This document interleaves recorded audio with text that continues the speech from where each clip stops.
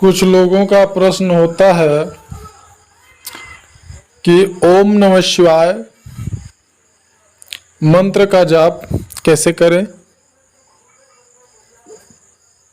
जैसे प्रश्न में बहुत सारे प्रश्न हो जाते हैं। जैसे ओम नमः शिवाय जो मंत्र है, भोलेनाथ का ये पंचाक्षरी मंत्र बोला जाता है। इसमें ओम का लगाना जरूरी होता है और या नहीं होता है, पहली बात। दूसरी बात, इसमें हम जैसे कि कुछ लोग कहते हैं कि नमः शिवाय का जाप करिए, तो कुछ लोग कहते हैं ओम नमः शिवाय का जाप करिए। तो ओम नमः शिवाय का जाप करना सही रहता है या फिर नमः शिवाय का जाप करना सही रहता है। तो इसके लिए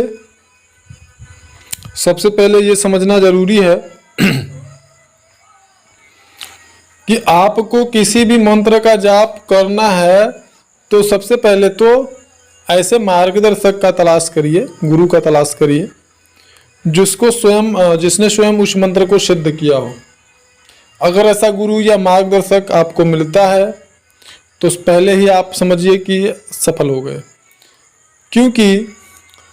मंत्र का जाप, जैसे कि यहाँ पे कुछ लोगों का प्रश्न है ओम लगाएं या न लगाएं,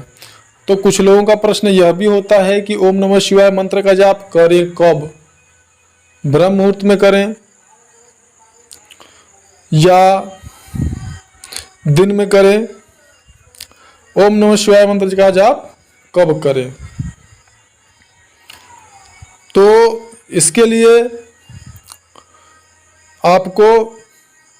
जैसे कुछ लोग ये भी कहते हैं कि क्या हम चलते बैठते उठते सोते खाते पीते हमेशा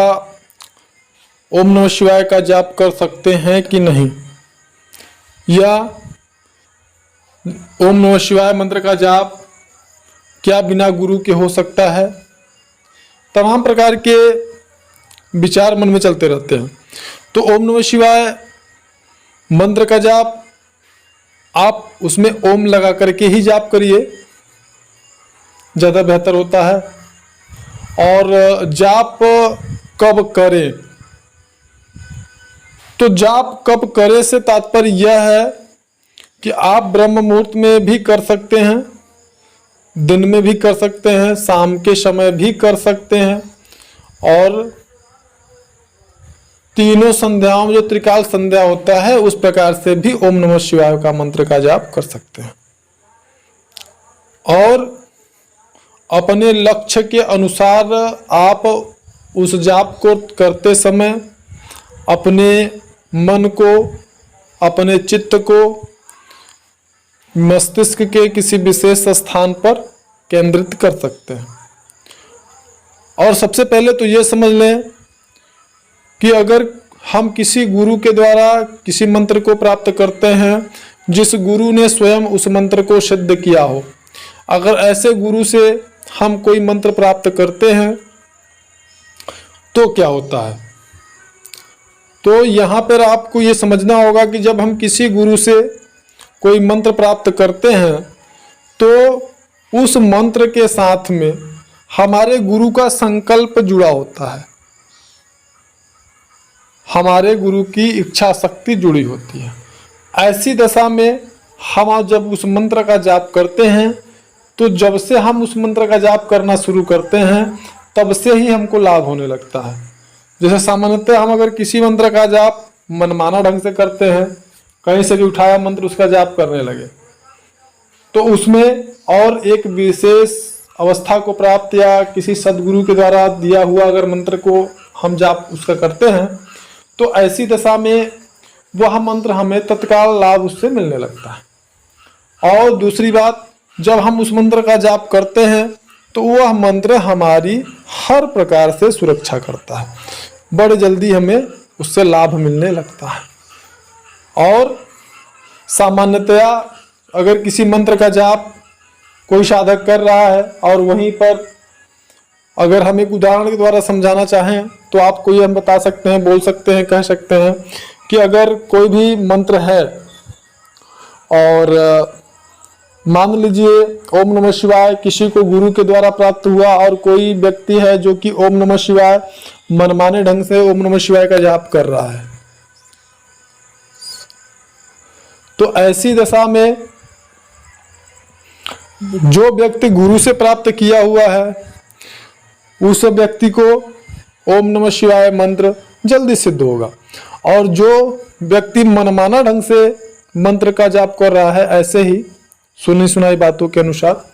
तो उस व्यक्ति को वही मंत्र ज़्यादा समय में, जैसे कि अगर गुरु से प्राप्त हुआ है ओम नमः शिवाय मंत्र, तो वह मंत्र अगर आपको 5 साल में सिद्ध होता है, 4 साल में सिद्ध होता है, तो वहीं पर अगर कोई मनमाना ढंग से मंत्र का जाप कर रहा है, गुरु से प्राप्त नहीं हुआ है, तो उसको 10 साल भी लग सकता है, 12 साल भी लग सकता है। तो यह